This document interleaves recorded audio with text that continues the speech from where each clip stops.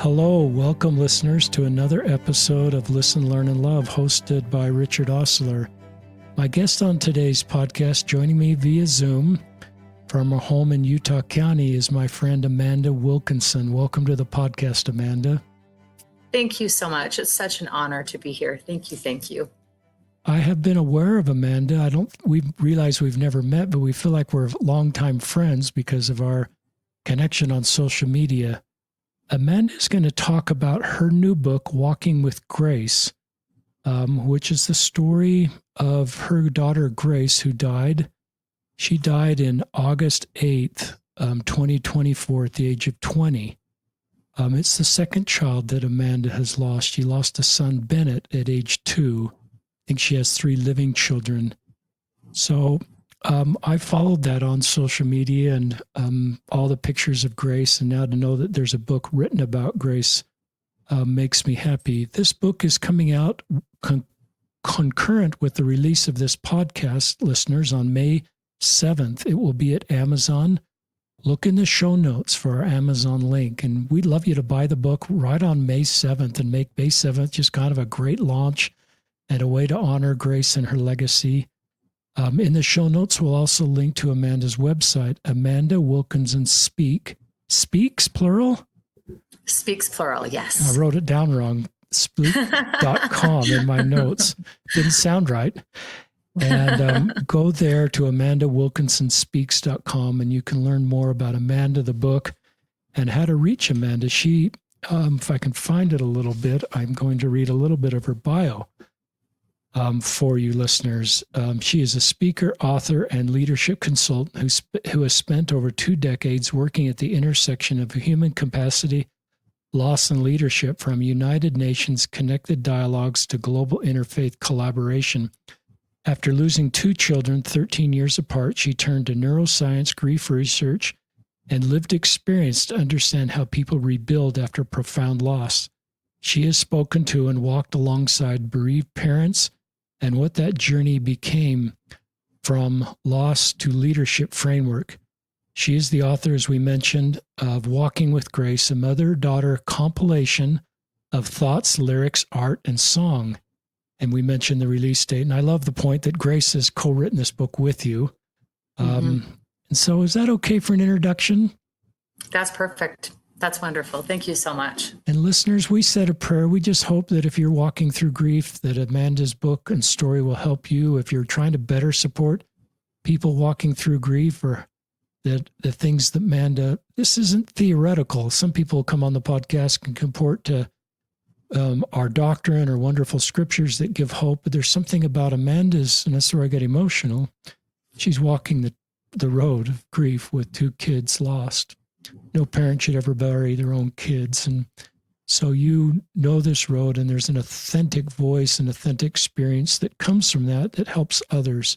So I'm glad you're willing to talk about this and write a book. And with that, I'll turn it over to you. Richard, thank you so much. And thank you for inviting me in this sacred space where you have invited so many noble and incredible humans that have uplifted me and have helped shape my perspective and have increased the capacity of my heart.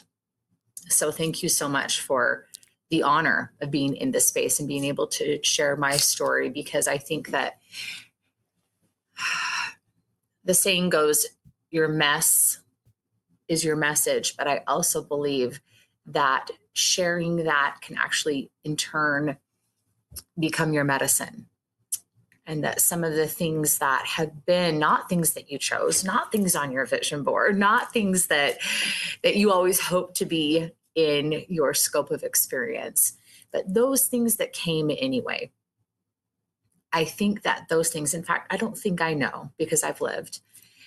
I know that those things have the capacity and the potential to expand our souls in such a way that these cavernous spaces that feel like they've been excavated from everything that we have ever known, we have the potential to fill that space with whatever we choose. And herein lies the choice. What will we fill that space with? Will we fill it with love, compassion, grace, empathy? Or will we fill it with bitterness and anger and resentment? And to be clear that on the road of grief, there's stops in all those places, right? All those feelings can be part of that experience, but we decide if it's a stop on the road or if we build a home there, right? Wow. So I just want to start this conversation with the perspective that everything I'm sharing, I'm not sharing from my rear view mirror. I'm sharing it from my windshield. So when my son passed away, he passed away 15 years ago now. He passed away in 2011, and he was completely healthy. It was right before his second birthday, and he just passed away in his sleep. He was not sick. He did not have health conditions. There was no worrying signs. We just went to his room one morning, and he had been gone for a few hours. And I thought that nothing else, again, would rival the experience of losing Bennett. And nothing has rivaled that specific experience because it was such a unique experience. And it was completely different than what would come later. And then 13 years later, we end up having our daughter go into hospice. And she went into hospice. She was a completely healthy teenager, and she was in a junior high classroom going over a monologue for the Shakespeare Festival. And while she was going across the classroom doing this Shakespearean monologue at her junior high, there was a boom and a flash, and the other students in the classroom said it sounded like something had exploded, and even all the lights in the school flickered. And they looked around to see what had caused that disruption, and Gracelyn was unconscious on the ground. And what came from that, at that moment, I mean, no mother ever expects to get a call saying your child has been experienced severe shock at school. I at first said electrocution, but the difference between electric shock and electrocution means that you die. Electric shock means that you're still alive. And so on that scale, she was more towards the severe end. And while you never think that you're going to receive that call, even as alarming as that call was that day, I could have never have known how that one instance in a place that she should have been safe, how that would change the entire trajectory of her life. And while some may hear Gracelyn's story and finding out that she eventually passed away in 2024, from many steps back, some may think, oh, this is a tragic story of loss. This is a story of suffering, of inexplicable pain. This is a story of something that perhaps hopefully could have been avoided, all these things. But if that is all you see, you miss the message of grace. Because what is so sacred and what happens inside of these pages, Walking with Grace, is a story of hope, is a story of faith. It's a story of triumph. It's a story of believing in God, even from when the evidence seems to indicate that maybe your prayers aren't being heard. It's a story of, even in your deepest moments of suffering, seeing other people where they are at and reaching out and connecting with them because you too know suffering.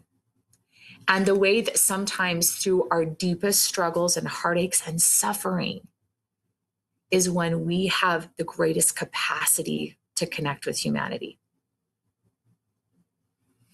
I just want to share a few stories that kind of tell you the legacy of grace, so you will get a little bit of a feeling what walking with grace, a memoir in 2 voices, that's the subtitle. And I shared that because I wanted people to know that though I am the author, I went through her journals. She was a singer-songwriter. I went through her lyrics. I went through her art. We even have included something very unique in her book. And that is that we have a QR code in multiple areas of the book that if you click on it, or if you take a picture of it, it will actually lead you to interviews or songs or performances of her, so that even if you did not know her in life, by the end of the book, not only will you know what we wrote about, but you will be able to feel like you know her, you've seen her, you've heard her. You will feel like grace is also a part of your heart and an inspiration to you. And so this book is such a beautifully woven tale. But as we came together, when she was on her deathbed, and as I was taking care of her, as she passed away, she turned 20 while she was on hospice. And I promised her that even though she was moving to heaven with a lot of dreams still in her heart, this was someone that fought indescribably and did incomprehensible things for basic function, and not even that. I promised her that though this was turning out different, that her legacy would outlive the breaths that she took. And I promised her that the music that she wrote, the example that she left, the lives that she literally saved, and the message of hope that she spread throughout the world, that it would live on. So I just want to share a few examples of some things, if you'll allow me, that will help people understand the kind of person that Grace is. Please. So right after this incident, it became very clear very quickly that something had dramatically changed in Gracelyn's body. And we could have never imagined initially how all-encompassing it was, and how it basically fried the motherboard of her body. And it took us many years to uncover all of the damage. And then we fixed everything that could be fixed until we got to the point that what was left to be fixed could no longer be fixed. But as her body system by system started to shut down, I saw this incredible human being that had always been hilarious and talented and funny and thoughtful and warm and gregarious. I saw her at the age of 14 start to develop skills that many of us take decades and decades and decades to develop. It's kind of like that like the process of refining gold, right? It has to get so things have to get so intense and so so hot, and in the intensity is what creates this process. And this is what I saw in Grace.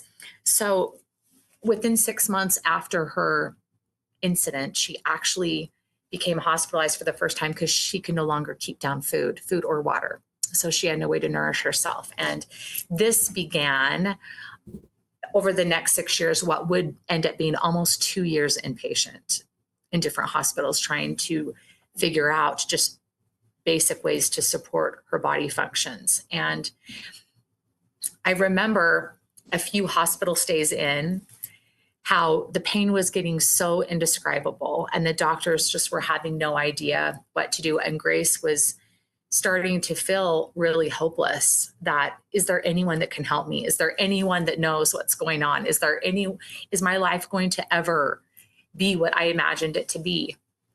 And then she started to, when we would go on rides down the hallway in a wheelchair, and when we would push her down the hallways, she started to see other children there for very different conditions than she was there for. Some were there for cancer, some were there for transplants, some were there for sicknesses like pneumonia, or some were there for broken legs or car accidents. Some were there for specific treatments.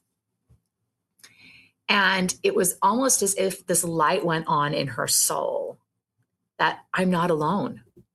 And my experience may be very unique, but there's other people suffering here just like I am. And in that moment, with this light going on in her head, one of her greatest coping mechanisms over the next 6 years was to turn her time in her hospital bed into a ministry. And she started the Fight for Light movement, which then she took online and then spread not only around the state of Utah and around the hospital, but around the world. And in this Fight for Light movement, she would be in her hospital bed in indescribable pain, making these warrior bracelets that she would then write notes to and draw art to, and then she would have delivered to rooms around her. If she could give it them in person, she always preferred that. But then also COVID got mixed in this entire thing. And so it became a little bit more tricky. But she would deliver packages to kids all over the hospital. And sometimes when she would write songs in the hospital, she would even ask for their cell phone numbers, and she would send them videos of songs that she had wrote to lift their hearts and to give them hope. And from her hospital room, as she was dealing with conversations and realities and news of what was failing in her body that most children her age never have to consider. It's not even something that they think about. And in these moments, she looked within, and she used all of her focus and all of her strength to try and lift those around her. Also, when she was at school, this happened when she was in 9th grade, and she went all the way through high school with these challenges while being hospitalized all over the country, even all over the world. And many of the people that knew Grace knew her as being so positive, so uplifting. She was even on the Hope Squad at her school, which helped those that were dealing with mental health issues or not feeling hope or not feeling included. And from the outside, everyone just thought that she was this darling, petite, bubbly, friendly high school girl that had a style all her own. She just had the most unique, wonderful, funky, fun style, so full of color. But many of her fellow high school classmates didn't realize that she always wore 2 backpacks. And many of her even dearest friends just always thought that the other backpack that she wore was just a purse, that she always had her big backpack and this other backpack that she would always carry. And what many didn't realize is that that second backpack had a tube coming out that went right into her stomach that provided her all the nutrition for her to stay alive. And even with all the treatments we were doing, because all of the nerves were completely just burned and annihilated from her esophagus, clear down through her entire GI system, and stopped her ability to be able to process food. Even throughout the day, with her being fed via tube, she would often have to leave class to go vomit in the bathroom because her body literally could not even keep down bile, even when she wasn't eating anything. And so she would need to leave to go take care of things in the restroom. And she remembers, she told me one day that she was in the restroom and she was not doing well. And she came out and was going to class. And she saw this young man in the hallway. And this young man looked very different than Grace. He was big, he was burly, he looked kind of unkept. He had clothing that was very different than what Grace would wear. And he hung in a very different circle than Grace hung out in. But as she walked down the hallway, she noticed him out in the hallway weeping. She didn't know his name. She didn't know what grade he was in. She had never met him. She went to a large high school, one of the largest in the state of Utah. And here she is leaving the bathroom and experiencing indescribable physical issues. And she went up to this young man and threw her arms around him. Wow. And he probably couldn't even see her coming because he was just beside himself, weeping. And she wrapped her arms around him and she told him how much that she loved him. Wow. And she told him that he was not alone and that she loved him. And at one point, the teacher of the class that he was in walked out and saw what was going on and immediately went right back in the classroom and let Gracelyn handle the situation. But that example that day is such an example to me how through the atonement of Jesus Christ, we have the capacity to be able to see others even in our deepest suffering. And that is not, quote unquote, normal. That is not a typical human response.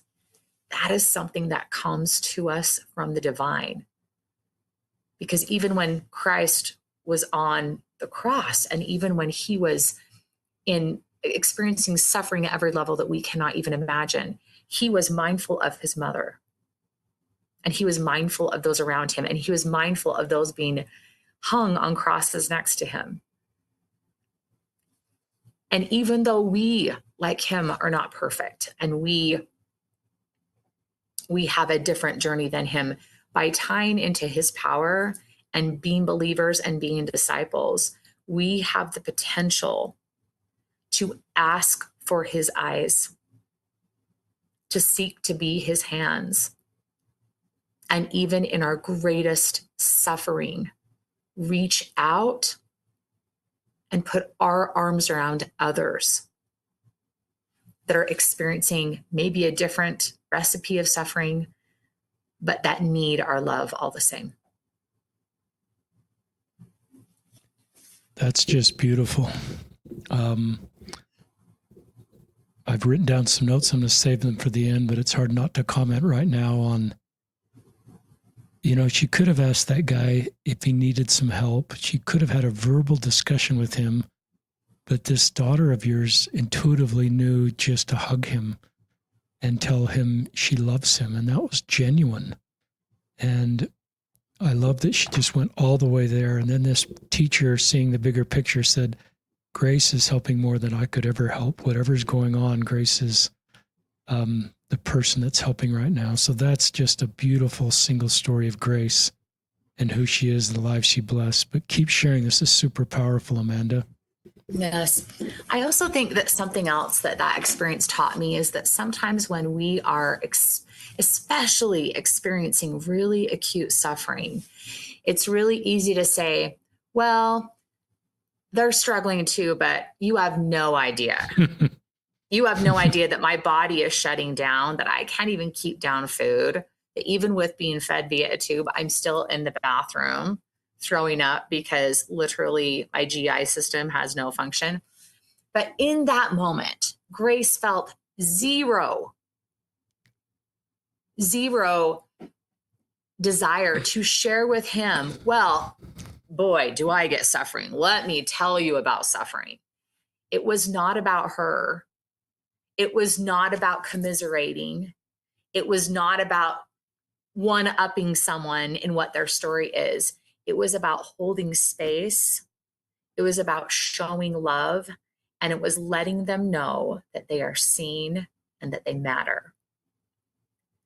And I think that that's something, especially today in this world where so many of my friends that live in the margins, so many of them feel, where is my place? Am I safe? Am I seen? Am I loved? Will I be protected, either in the way that I live, in the way that I believe, in the way that I look, all those different things. And I think that it's really important to not always go into, well, let me tell you my story. I think there is such power in holding space and allowing them to share their stories and just allowing them to be heard. And she was such a beautiful example of that.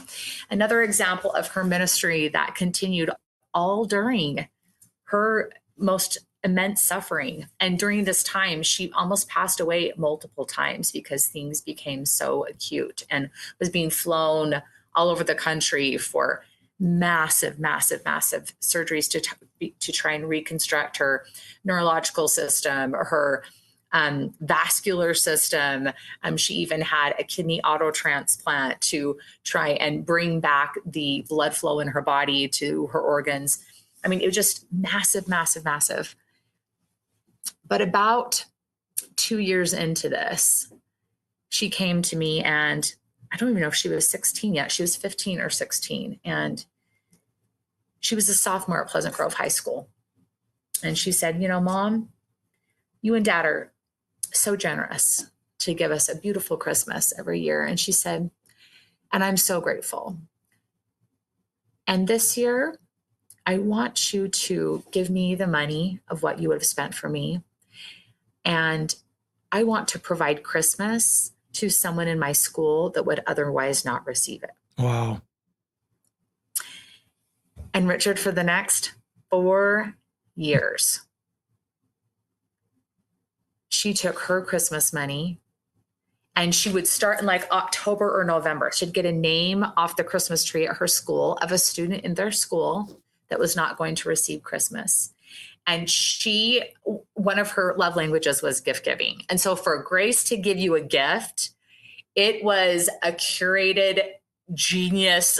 I mean, this magnificent effort. She would even go into not only, they would make lists of things that they needed. And sometimes those lists were really humbling, like socks that didn't have holes, or shoes that had laces.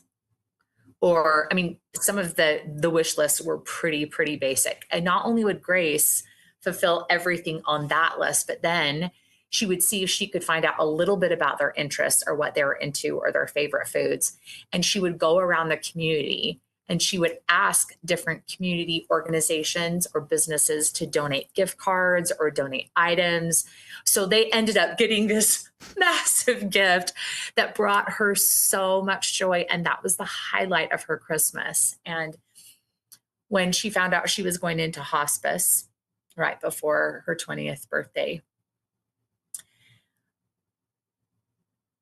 we, of course, wept because we were hoping that this would be a very different outcome than what we received. But the Spirit prompted me with something that at that time was so far beyond what my grieving mother heart could have comprehended.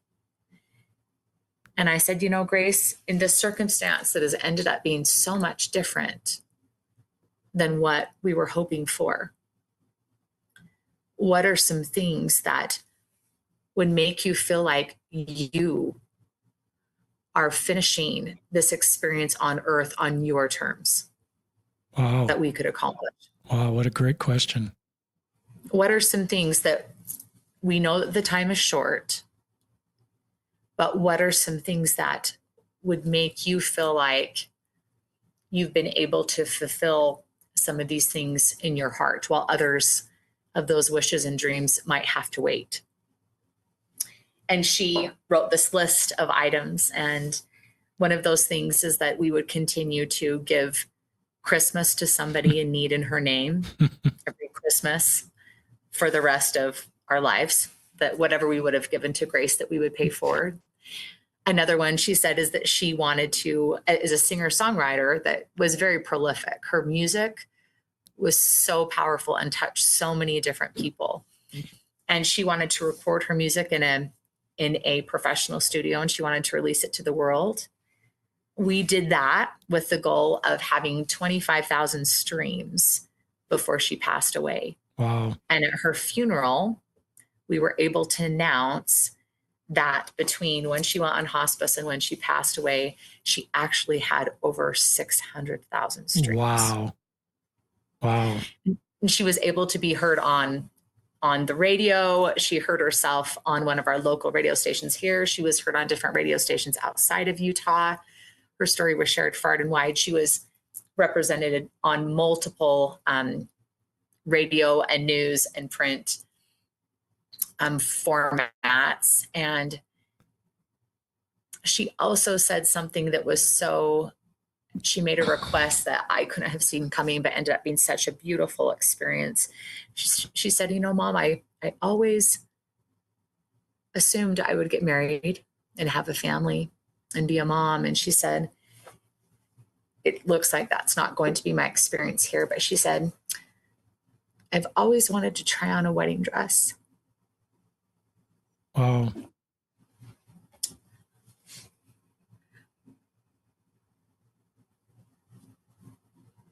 And so we rented, at this beautiful shop close by, created a private event experience for us and Gracelyn and her aunts and her dearest friends and her grandmother. And we met together, and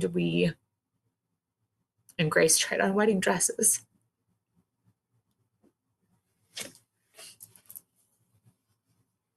And the thing that amazed us all that day was how joyful it was. And don't get me wrong, there were a lot of tears.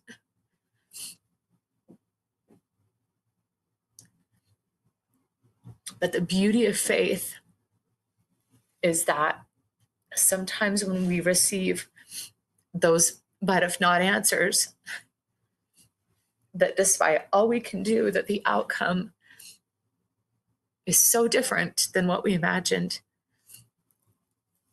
And Grace stood in what ended up being her dream wedding dress. She's just stunning. And when she was standing in that wedding dress, she knew that the time would come, that those promises would be fulfilled, and that maybe it wasn't going to be in this life like we all imagined. But she had peace and joy and hope in those promises to come. And that day we showed up to fulfill her wishes, even though at the moment it seemed really brutal, brutal and beautiful all together. But she taught me so much about hope that day. That hope is not an outcome. Hope is a relationship. And because of her relationship and trust in the divine, she knew and had faith that those promises would come. And so even just weeks or months away from when she knew her life was ending, she could have peace. She could have hope. She could have trust and reassurance because she knew that God was aware of her and she trusted him. Wow. I'm going to come back to that at the end, but keep sharing. That's one of the most powerful sort of sections of a podcast we've ever done. But keep sharing, Amanda. Yes. I just don't even know where to start and where to end because there's so much. Like I said, Grace was an incredible gift giver. And I don't know how many people on their deathbeds that are more concerned about giving gifts to everyone else than they are just receiving love themselves. And when we were in the hospital, I'm going to give two different examples. When we were in the hospital and when the doctors had told Grace we had reached the end of our road.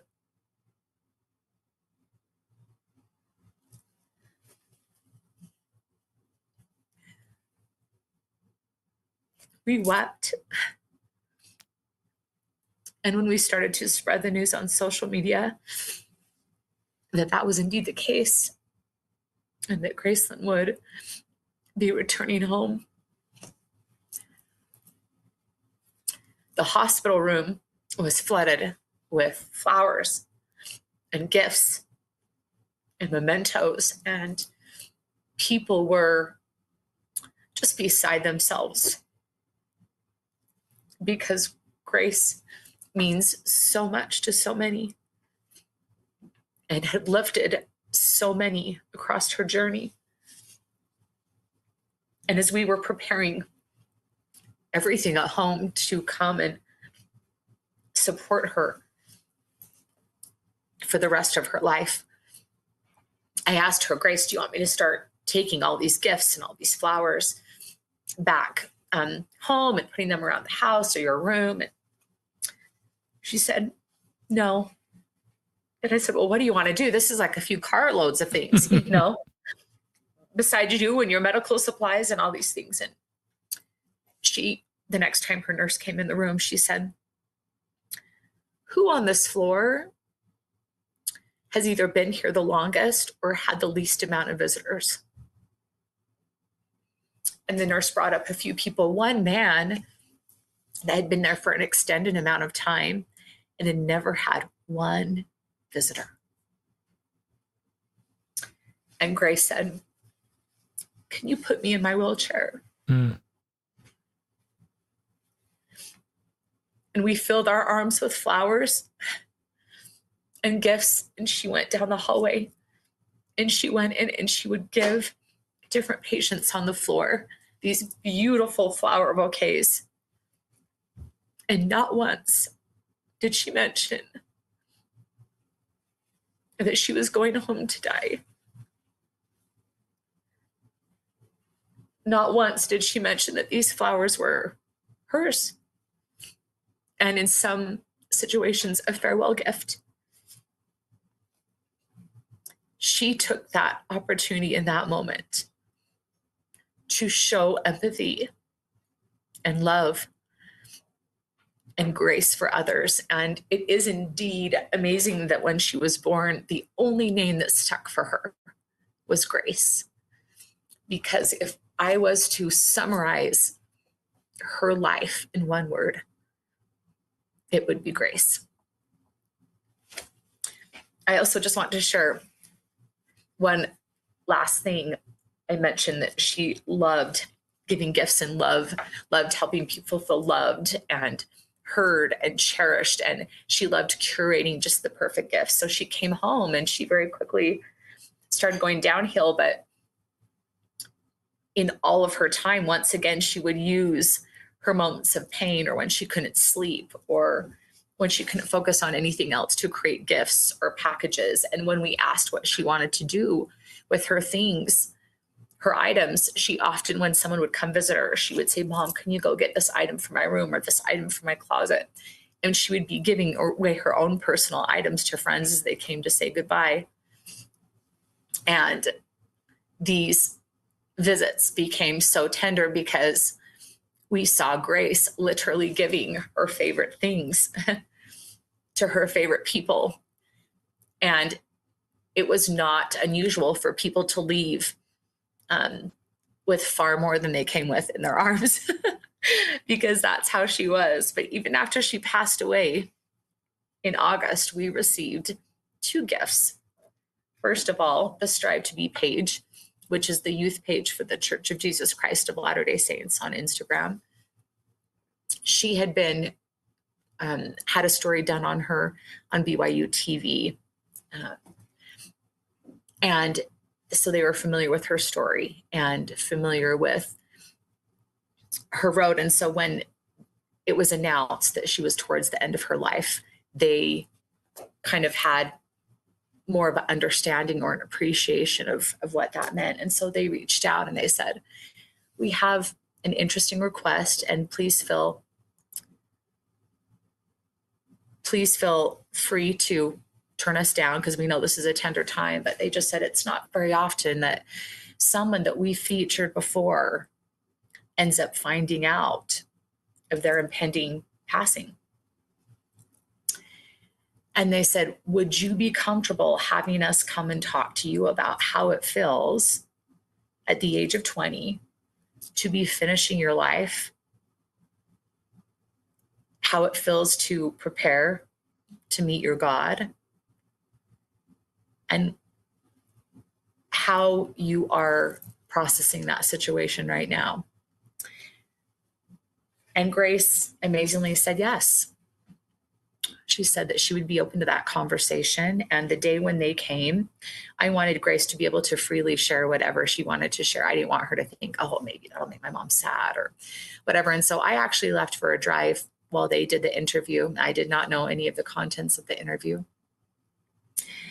And she passed away just a month or so later. And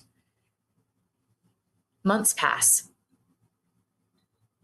One November morning, all of a sudden I get this influx of messages via text, via messenger. And they said, have you seen Grace? Have you seen Grace? And I'm like, well, she passed away in August, so I haven't seen her recently. And they said, no, they just posted an interview of Grace on the Strive to Be site. And it's getting so much traction. And to this very moment, you can go on the Strive to Be site and you can see the interview of Grace where they ask her some of the most tender questions, and they have video and photographs and they have her music in there. And she literally gives a final testimony of what she was anticipating to experience when she returned home, and what she felt that would be. And she just talked about how full of gratitude that she was and how full of joy that she was. And I just thought, when I watched that, I saw it 3 months after she passed away. And I just thought, man, so many who would see her scenario would not think that looks ideal. That looks like someone who should be really grateful. And yet she just was so grateful. And she told me so many times towards the end, Mom, I've had the best life. Mm. And that was so touching for me to hear, because she had experiences that I would have never wished for her. And yet, because of the perspective that she had, because of the hope that she had, because of the gratitude that she had, and even though she was dying with many of her dreams still in her heart, she was so grateful for the experience she had on earth. Around that same time, it was actually the day after Halloween, there was a knock on the door. And I went to answer the door, and there was this big package. And I didn't recognize the name of the sender. And I was like, oh, who ordered something? I don't know what this is. And as I opened it up, I became aware that Grace had spent all of this time while she was on hospice custom making all these engraved necklaces and keychains for so many people that she loved. She knew that those would be delivered after her death. Wow. She knew that that was a gift, that she would never see the people that she loved open that. And yet she wanted to leave us a token, even after she passed, to remind us that she's with us, to remind us that she continues to be in our lives, in her own words, even more capable than she was when she was here. And that the love that we created and the bond that we created could not even be broken by death. And this is a question that I think that this book begs, and that the message of Grace begs. We live in a society of instant gratification. We live in a society where sometimes we just want to invest in things if we can see an immediate result, if we can calculate what our return will be. And there were so many things in Gracelyn's life that she made investments not knowing if she would see the outcome. Or sometimes she made the investments or did the act of service or made an impact knowing that she would not see that come to fruition, but she did it because that is who she was, and that is the legacy she wanted to leave. And at the end of the day, it wasn't about all that she was losing. It wasn't about all of her grief and all of her pain. It was all about continuing to show up, continuing to minister, continuing to love, and continuing to leave a legacy of faith beyond the breaths that she took, because she had no doubt that she would continue on. Thank you, Amanda. You are a gifted communicator. And I'm just so moved by Grace. We prayed that maybe Grace would somehow be aware of this podcast and aware of the work, and I'm sure she is. And Grace, this is a tribute to you and the life you live and the lives you continue to bless. These are some things I wrote down.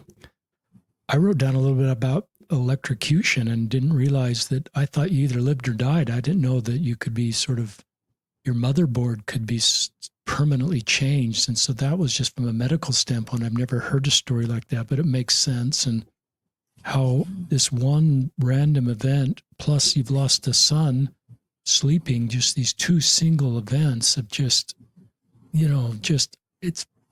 I don't have any words. I don't have any simple platitudes to sit in the complexity of the road you're walking. I love this line, rear view mirror, not from, but from my windshield. I love the visual imagery of that.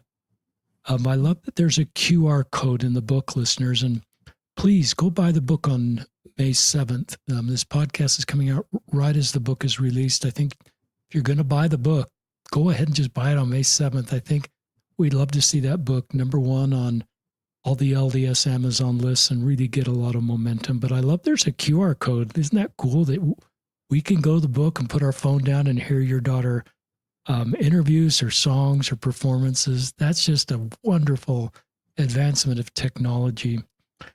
I love this line when she's in hospice, moving to heaven with dreams in her heart, and the reality of that for her and this legacy that you've created. I love all the things she has done. You mentioned just a few, I'm sure. Fight for Life movement, all the bracelets, just her focus on other people. This wedding dress will be something that I will remember for a long time. There's the story, but then there's the deep symbolism that you alluded to. I wrote down the symbol of eternal possibilities that haven't changed. The fact that she wanted to wear that wedding dress, that her mortal wedding would not happen, but she wanted to experience the joy of putting that wedding dress on. And this event that brought her so much joy, recognizing that possibility was not possible. And then this line you tied, hope is not an outcome, but a relationship. That is like as powerful as some of the things our church leaders have said, like God is relentlessly in pursuit of you. Hope is not an outcome, but a relationship. Wow, that section was just gold. Listeners, think about the symbolism of that wedding dress and what it could mean for all of us. That I think a lot of us I don't want to compare roads. Grace has walked an impossible road with courage and grace. So don't think your road is less complicated because you're alive, or you don't, need God's help, or but this wedding dress, can that scale to all of our situations? Can we put on symbolically the wedding dress, whatever that is, that represents maybe not our full hopes being possible in this earth life, but sitting in the joy of the moment, there's going to be, you can go with that if it's helpful for you any way you want, but that's a pretty powerful symbolism of eternal possibilities are still on the table, why mortal realities aren't on the table. Do you want to comment any more just on that section? I've got a few more things I'd love to share, but that's so powerful. I just want to see if you have more thoughts. Yes, I think that for those of us that were there that day, and we actually had a photographer, professional photographer come that day, and we had her makeup done. And I mean, she was stunning.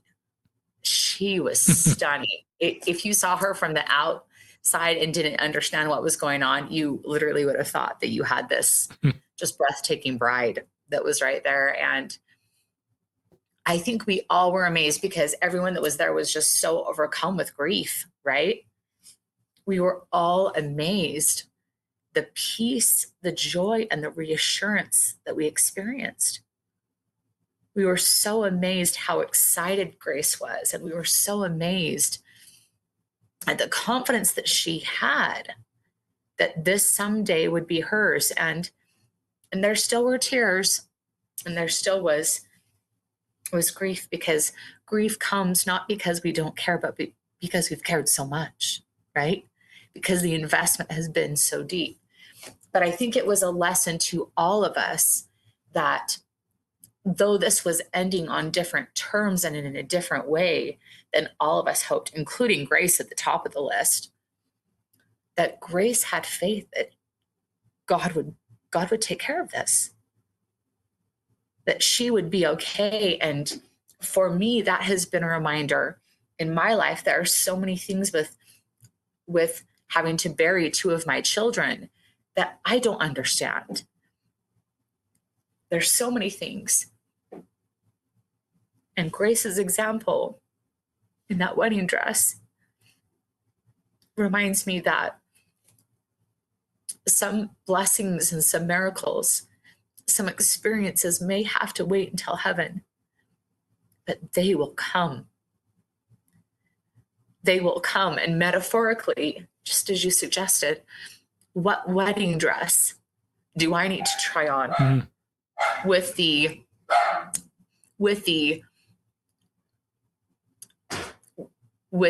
confirmation, or with the trust, or with the understanding that it is not a matter of if, it's just a matter of when, but those promises will come. Well, that's just super powerful. Here's a question for you. It's kind of a question for Grace. We have hope, we live, and Grace is gone at 20. I'm sure she said many prayers. Why, God? Why? And especially when she came aware that she's going to hospice and her hopes of living were coming to a close. I don't know the right language there. Yes. Did she have the question of why she wasn't allowed to live, or why this happened to her in the first place? That's just a question. How would she answer that? Well, actually, the week before she went into hospice, she wrote a song, and you can listen to it online. If you go onto any streaming platform or YouTube, you can type in Gracelyn Wilkinson and The Widow's Mite. And she wrote a song that question had been going on and on for years. But when it was getting towards the end, she came to a place of submission where she said, God, is it possible to remove this cup from me? And in one of the lines, please take my pain and grant my soul some peace. And then she talks about, my Savior, my Redeemer, I surrender my heart. And she asked God to come quickly and relieve her because she can't go any farther. And you'll have to listen to the song to get the full impact of that song. And that song has touched now hundreds of thousands, actually over 1 million people around the world. And now even I get often times notes saying, I asked for a Sunday playlist on Spotify, and all of Gracelyn's songs came up over a few hour period. So her songs are heard all over the world now. But at the age of 20, she learned what submission to God means.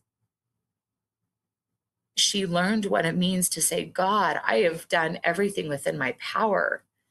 I have gone through inexplicable operations and surgeries and treatments, all to try and heal. And at the end of the day, if your will is different, if your will is to bring me home, then I will do that. I will submit. But please stop this immense suffering, whether it's to heal me. And she had the faith to be healed. The question is, as we have heard oftentimes by other church leaders before, do we have the faith to not be healed? Do we have the faith to sometimes, just recently, we have had the Salt Lake Temple, this massive, beautiful building on stilts that where the foundation no longer had the capacity to handle the seismic movements. Sometimes do we have experiences happen in life where the foundation of our lives, the foundation is no longer adequate to hold the movements of what is happening, of the moving and shaking of the earthquakes in our lives.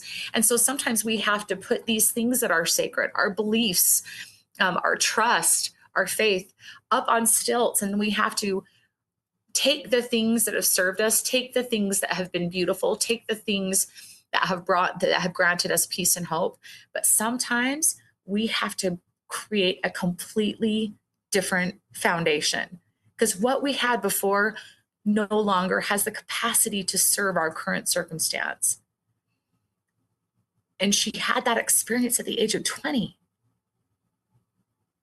to put her temple on stilts, to allow a different foundation to be built. But she invited us all to do the same, and to know that even though the outcome was different, that she was willing to submit to God's will, even if it looked a whole lot different than her plans.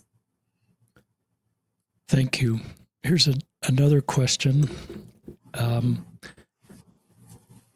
Give me some tips on, if I were coming through the viewing line and seeing you, what are some tips, some things that would be helpful to hear, and some things that aren't helpful to hear? Oh, thank you so much for asking this question. Thank you so much. This is actually so healing. I think, especially from faith communities, and my background is in interfaith relations. So I used to think this was just something that would happen in LDS communities, but I found that many of my friends of faith have experienced something similar.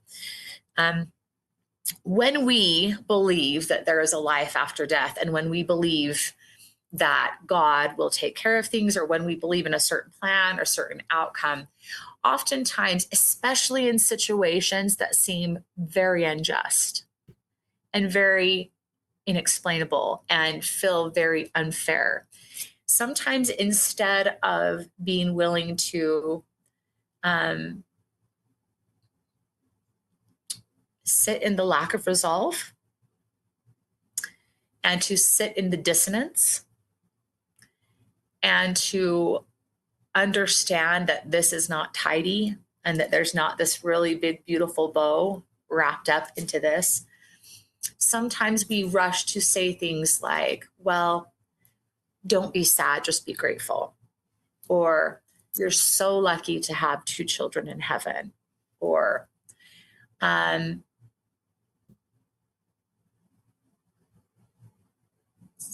if you think this is bad, I know someone that's lost even this and this and this. Well, aren't you just so grateful that for Bennett, people said, aren't you so grateful that he just died in his sleep and that he didn't suffer? And with Grace, well, aren't you so grateful that she was with you for 6 years? And the thing is that in that moment, all those parents feel is breathtaking loss.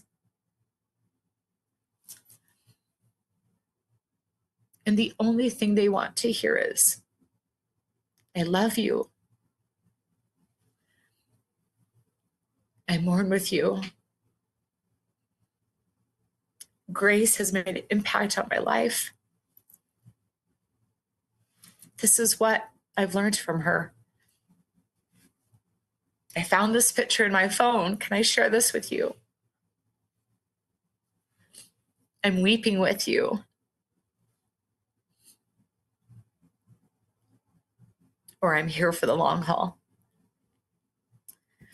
Phrases like that, there's nothing that you can say. We know the promises. We know the reassurances.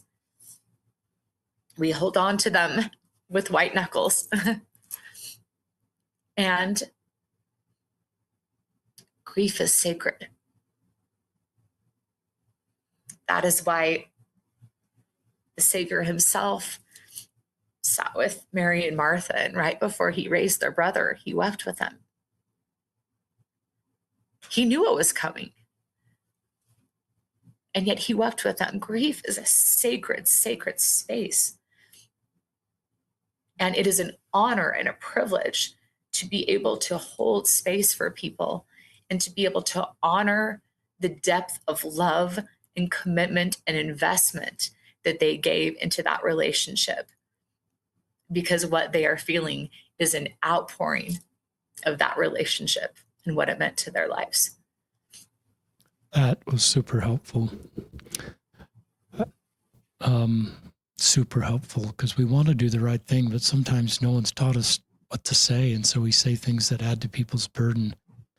And I have to tell you, like, I've even had people, the day that Bennett passed away, I even had someone come to my house, walk in my house, wrap her arms around me, cry with me for 5 minutes, and walk out. And guess what? She never said a word.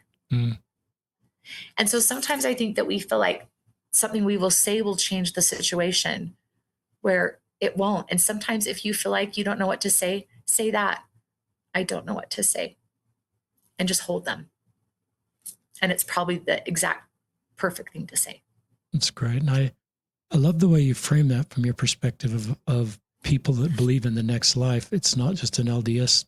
We obviously believe that, but other faiths do. And knowing that can sometimes, we point to the afterlife, which we believe in, but it sometimes prevents us to be emotionally present right now, like you're inviting us to do. And sometimes we want to stay emotionally safe, so we don't want to do the things you suggested, or we want to understand more about why someone died, thinking that couldn't happen to us if I just understand that story. And it prevents us to fully invest in the things that you're inviting us to do, to be present for you. Listeners, I read this Wounded Healer quote from Henry Noren. I usually read it to the guest, maybe one out of every 8 podcasts or so. But I want to read it to Grace, because this is who you are, Grace. And I just love this quote. A wounded healer, Henry Noren, said, "A minister's service, that's you, Grace, will not be perceived as authentic unless it comes from a heart wounded by the suffering about which he or she speaks. The great illusion of leadership is to think others can be led to the desert by someone who's never been there."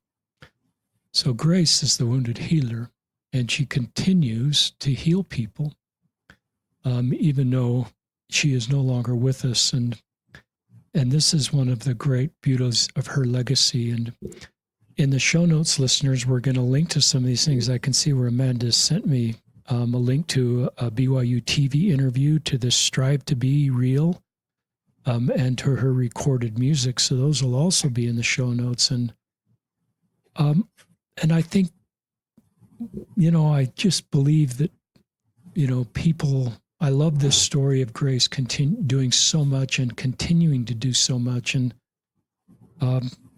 And she will not be forgotten, and Bennett will not be forgotten. I think you're writing another book about both of them this fall. Do you want to tease that a little bit for our listeners? Yes, this fall I will be releasing a book called From Loss to Leadership, and it's all about building capacity and bandwidth after life-altering loss. And in the book, I talk about how I've lost 2 children, one suddenly and one after a very long, drawn-out after long drawn out suffering. And I talk about after what I learned after Bennett's loss, how I decided to navigate the loss after Gracelyn completely differently. And then I share what I've learned, that in either circumstance, there's no easy button. In both circumstances, I still have 2 headstones in the cemetery. But at the end of the day, it changes the way that I move through it and the way that I show up, not only in my healing, but the way that I show up to help others in their healing, and the way that it helps me rebuild capacity and purpose and hope in my life. And that's going to be coming this fall. We're excited for that. Come back on the podcast when that book's out. We'd love to have you share anything you'd like to. Information I would have given anything to have 15 years ago. Okay. So please check out her. Anything you'd love to share in closing, Amanda? I'm just so grateful for you and for the space that you create to tell stories that that connect us on our rough edges. Because whenever I hear stories of tidiness and perfection, I can't relate with that with my own life experience. But so many of the stories that you shared, and so many of my beloved friends that have been on your podcast, when I hear their stories, even if their life experiences, or maybe especially when their life experiences have been different than my own, it just expands my heart in this way that helps me to see my brothers and sisters differently. And it changes the way that I show up. And at the end of the day, with things that we have control of or the things that we don't, what we do have control of, which was the example of Grace, we have 100% control of the way that we show up and who we become. And your podcast and the message that you share helps me in the way that I do that as a disciple of Jesus Christ. And for that, I am just deeply humbled and grateful to know you and to be blessed by you and your message. You are so kind, and I'm grateful this podcast exists and all the brave people that vulnerably share their stories. They're the real heroes of the podcast, and I'm glad to provide a platform and supportive comments. You're the wounded healer too. You're walking this road and talking about it and giving hope and help to others. Grace, I've been looking at your picture, this picture from her obituary that you chose, and what a beautiful woman you are. And I'm so sorry you're gone, but I love that your legacy lives on and we can talk about you. In the show notes, we'll just link to the things we've talked about, but please go to the show notes, order this book. The Amazon link will be there, as well as AmandaWilkinsonSpeaks.com. But check out in the additional links we've talked about some of Grace's work. But thank you, Amanda Wilkinson, for being on the podcast. Thank you, our listeners. Please share this podcast with others. The principles that Amanda shares scale so many ways on discipleship and how to help, love, and support each other. Not just people walking through grief, but it scales to all the different experiences we have. And this, maybe I'll just end with this, because I won't forget this for a long time. Hope is not an outcome, but a relationship. Think about that. I'll be thinking about that for a long time. So this is Amanda Wilkinson and Richard Ostler signing off on another episode of Listen, Learn, and Love.